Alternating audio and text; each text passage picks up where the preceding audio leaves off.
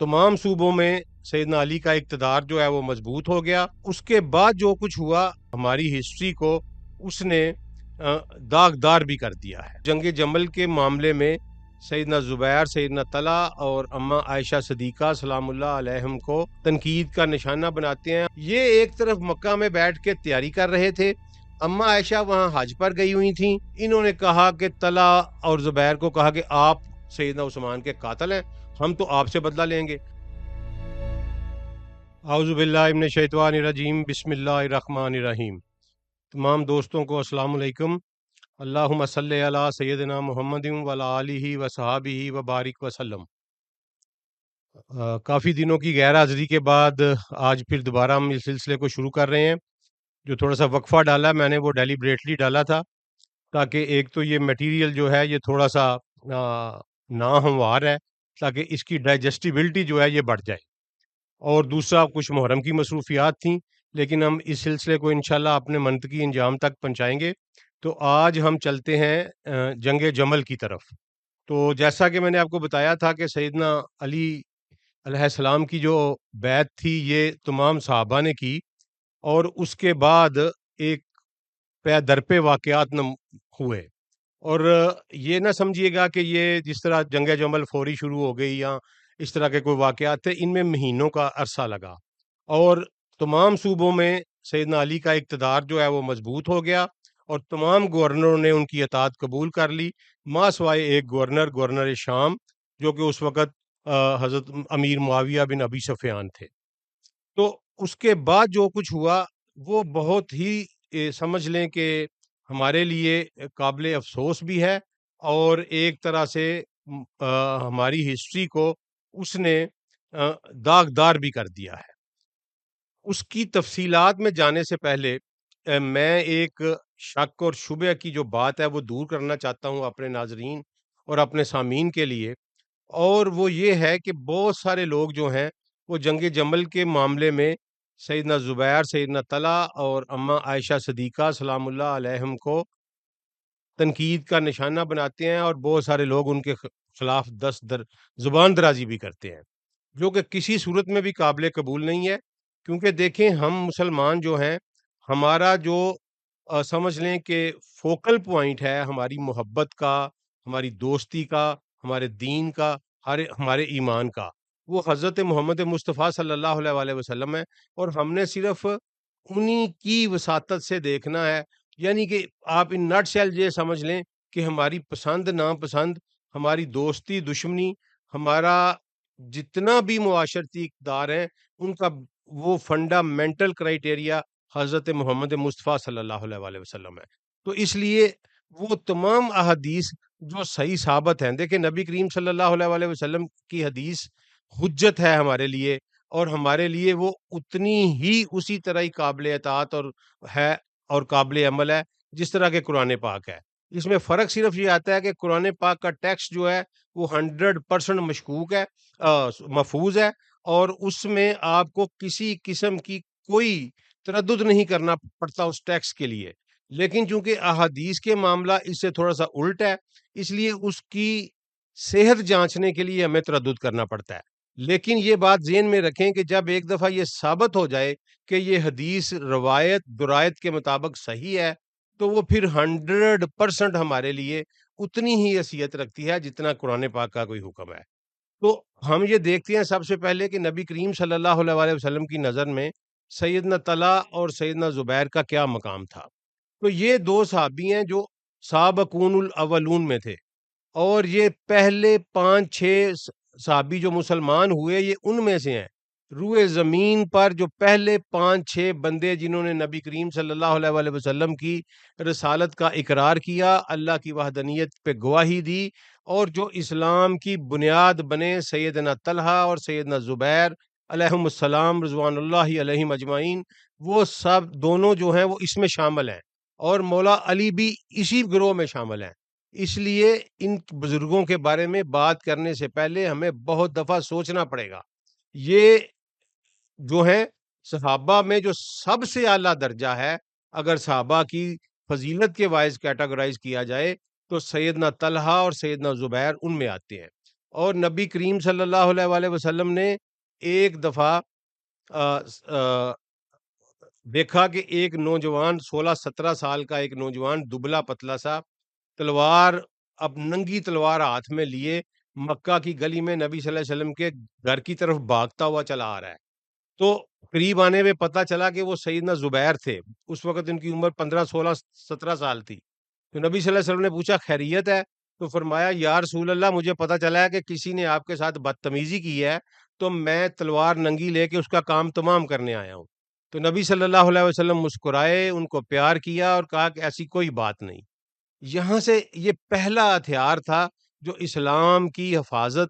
رسالت مآب صلی اللہ علیہ وآلہ وسلم کی حفاظت کے لیے جو تلوار سب سے پہلے نیام سے باہر نکلی وہ سیدنا زبیر کی تلوار تھی. اس کے علاوہ سیدنا زبیر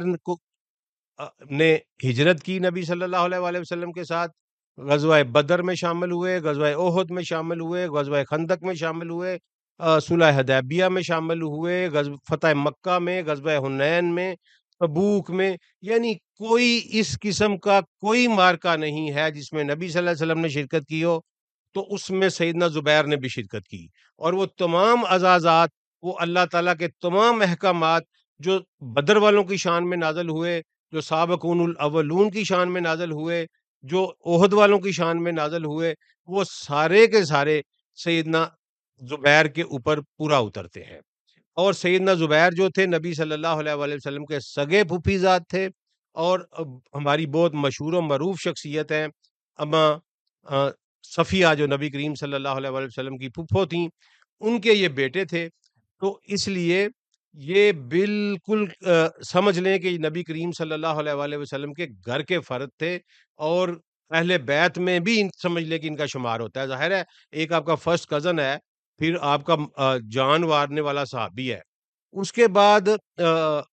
نبی کریم صلی اللہ علیہ وآلہ وسلم نے یہ کہا کہ زبیر، ہر نبی کا ایک حواری ہوتا ہے اور میرا حواری جو ہے وہ زبیر ہے. یہ صحابہ میں سے کسی اور کو یہ شان نصیب نہیں ہوئی. سیدنا زبیر کو نبی کریم صلی اللہ علیہ وآلہ وسلم نے اپنا حواری کہا دنیا اور جنت میں اور آخرت میں. اچھا، اس کے بعد سیدنا زبیر جو ہیں یہ اتنے مٹے ہوئے شخص تھے کہ جب اسلام کو عروج آیا، سیدنا ابوبکر صدیق کا دور، سیدنا عمر فاروق کا دور، سیدنا عثمان کا دور، تو یہ اس وقت بھی یہ جہاد میں شرکت کرتے رہے. یہ شام میں یرموک کی لڑائی میں بھی یہ موجود تھے، اور تمام شام کے جو مارکہ ہوئے ان میں یہ موجود تھے، لیکن انہوں نے کبھی زندگی میں کوئی سرکاری عہدہ نہیں لیا. کسی بندے کے درویش ہونے کا اس سے بڑا اور کیا ثبوت ہو سکتا ہے؟ کسی بندے کے بے لوث ہونے کا، کہ اس کو اپرچونٹی بھی ملی ہو، سمجھ لیں کہ وہ ایک الیٹ گروپ جو اسلام میں تھا اس سے بھی تعلق رکھتا ہو، اس کی نبی کریم صلی اللہ علیہ وآلہ وسلم سے بڑی قریبی رشتہ داری بھی ہو، اور اس نبی کریم صلی اللہ علیہ وسلم اس کو چاہت بھی کرتے ہوں، اس کو پسند بھی کرتے ہوں، لیکن اس کے باوجود وہ کوئی اگر عہدہ نہ لے تو وہ بندہ عظیم ہے، اس کی عظمت کو سلام کرنے کو دل کرتا ہے. پھر وہ شام کی فتح کے بعد مصر کی فتح میں گئے، اور آپ یہ جان کر حیران ہوں گے کہ جو موجودہ قاہرہ جو ہے،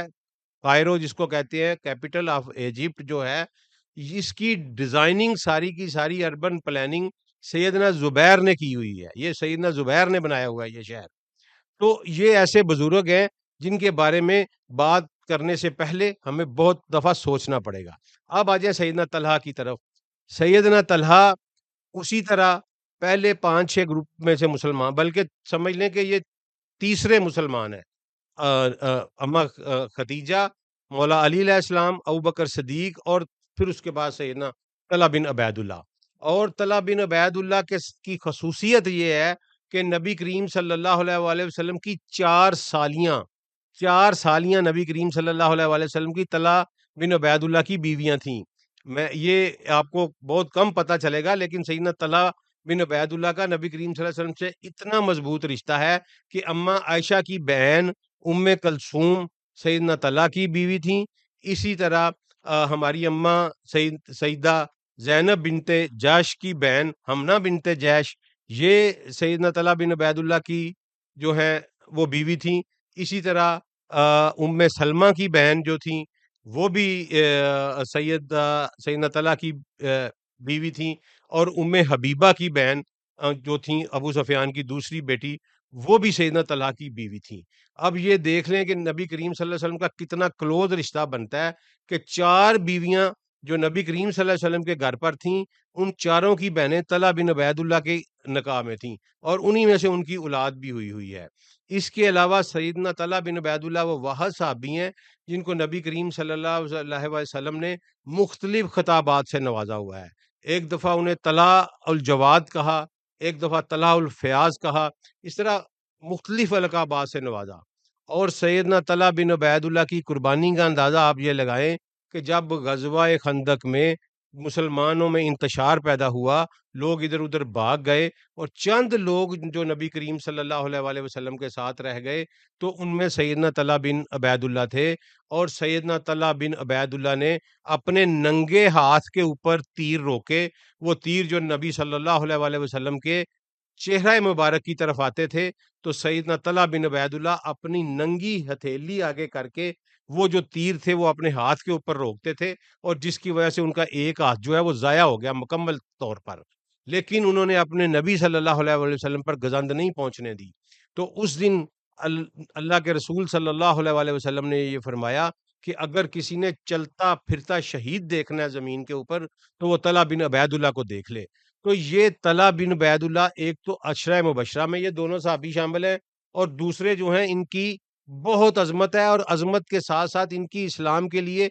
بہت ساری خدمات ہیں، اس لیے یہ بزرگ ہمارے لیے انتہائی قابل احترام ہے۔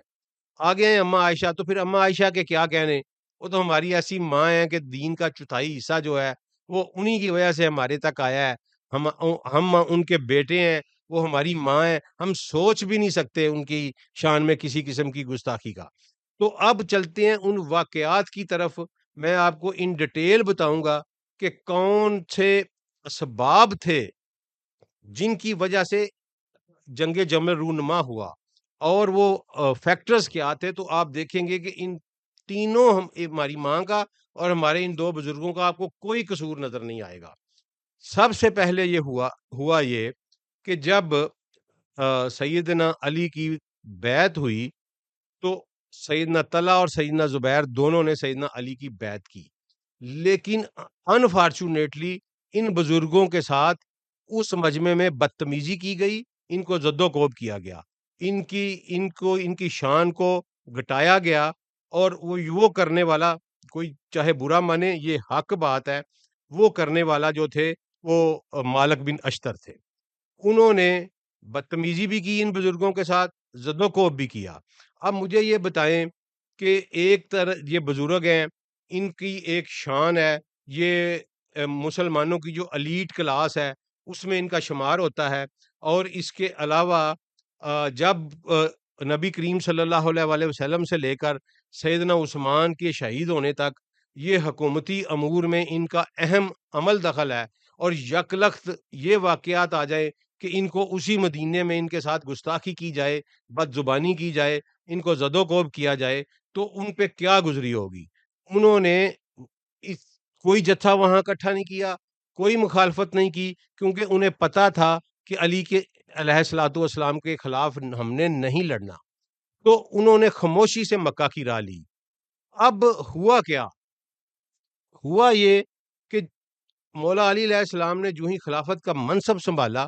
تو انہوں نے جو اپنا پہلا خطبہ دیا نا، اس میں انہوں نے جو اپنی پالیسی اناؤنس کی، وہ یہ تھی کہ میں بیت المال کا ایک ایک پیسہ جو ہے جو لوٹا گیا ہے وہ میں ریکور کروں گا، اور بنو امیہ کے گورنر اور بنو امیہ کے عاملین جو تھے، وہ جو کچھ کر رہے تھے اس کی تفصیلات میں نے کچھ آپ کو بتا دی، باقی آگے بھی بتاؤں گا۔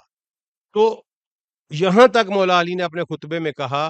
کہ اگر کسی کی بیٹی کے یا بہن کے جہیز پہ بھی وہ پیسہ لگ گیا ہے تو میں وہ پیسہ بھی واپس لاؤں گا، اور میں ان سب سے ایک ایک پائی نکلواؤں گا۔ یعنی انہوں نے کڑے احتساب کا، اسٹرکٹ اکاؤنٹیبلٹی کا اعلان کیا۔ بنو امیہ کے گورنرز کو جب یہ پتا چلا کہ علی تو اس طرح کریں گے، تو انہیں پتا تھا کہ اب جو ہے ہماری خیر نہیں ہے، تو انہوں نے وہ سارے کے سارا سامان بیت المال لوٹے، اور لے کے تو مکہ کو انہوں نے اپنا مرکز بنایا۔ اس طرح عبداللہ بن عامر بصرے کے گورنر تھے، انہوں نے بیت المال کا سارا سونا چاندی اکٹھا کیا اور لے کے مکے چلے گئے۔ یعلا بن امیہ جو تھے وہ یمن کے سارا انہوں نے مال سونا چاندی اکٹھا کیا، لے کے مکے چلے گئے، اور مروان ابن الحکم نے مدینے کا بیت المال جو تھا مرکزی بیت المال اس کا سارا کچھ اکٹھا کیا اور لے کے مکے چلے گئے۔ اب یہاں آپ دیکھیں کہ میں سونا چاندی کیوں کہہ رہا ہوں، کیونکہ اس وقت کرنسی دینار اور درم تھے۔ دینار سونے کا ہوتا تھا، 4 ماشے کے قریب ایک دینار ہوتا تھا، اور